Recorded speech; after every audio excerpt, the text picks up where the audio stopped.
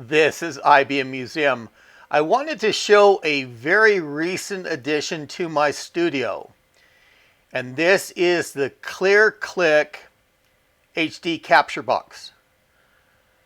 And I don't have my camcorder running through the unit right now, but I could with the HDMI input. I'll go over the different inputs and what I anticipate using the unit for. Now this is $169 USD on Amazon. And remarkably for that price, the one thing I did notice, it didn't come with the AAA batteries for the remote. But this is the unit, and on the back, and I'm actually running the VGA through this unit, and I'll show that in a moment. And that's over this, what they call an MMI Hydra. And they have the VGA input. There is,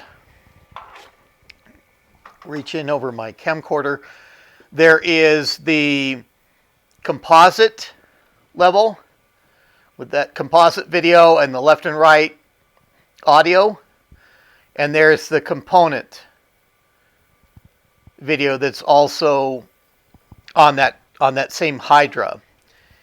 And it does have an HDMI in and HDMI out. I got to get this to where, figure out where, I guess I can look at my camera screen a little bit more here.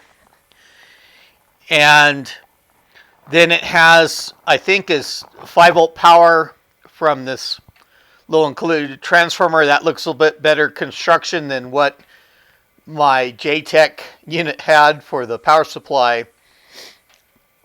And there's a USB jack here, a micro jack. And they include this cable. And this actually feeds into the recording program that they have, or even straight, it can be set up under the OBS. And that's the video recording software that I use.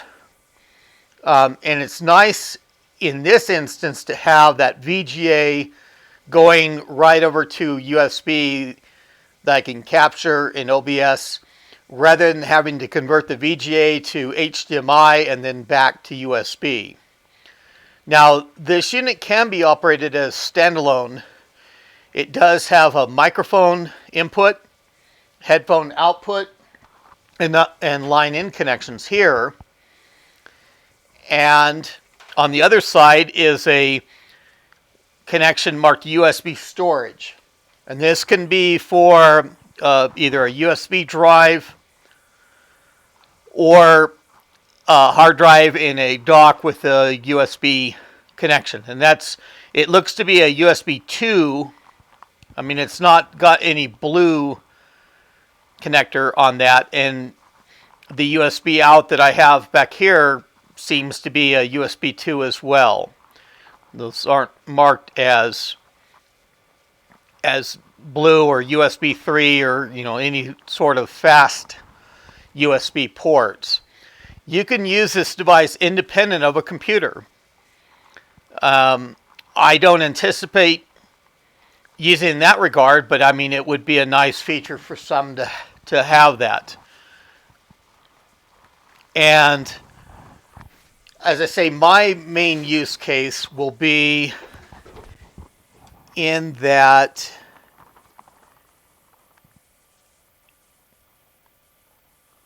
it has that full screen VGA,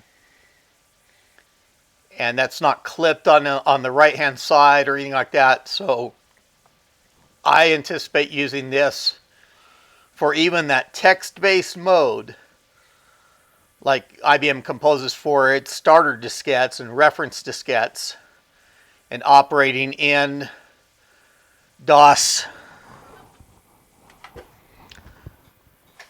text mode, showing up great on the screen. There's not any where you can see any video scan or any defect otherwise in that presentation that would compress less easily for a video. So this will be very useful in this instance. I did notice on the previous video that having the camcorder run through it, I may have not had things adjusted right, or I may have to swap between the screens a little bit more. But with that HDMI input, the resolution did seem lower there. I think it marked it as being in 720p on the remote, and that is a very functional thing to this unit. It does have a remote sensor on it on the unit, and this nice full-featured remote for shifting between inputs, or there's even a snapshot mode that you can use. And with this remote, as I said, the unit is able to be operated independently from a computer recording. It is recorded to a movie format right on that storage device that you have connected in. So probably one of the things I need to do here, in addition to showing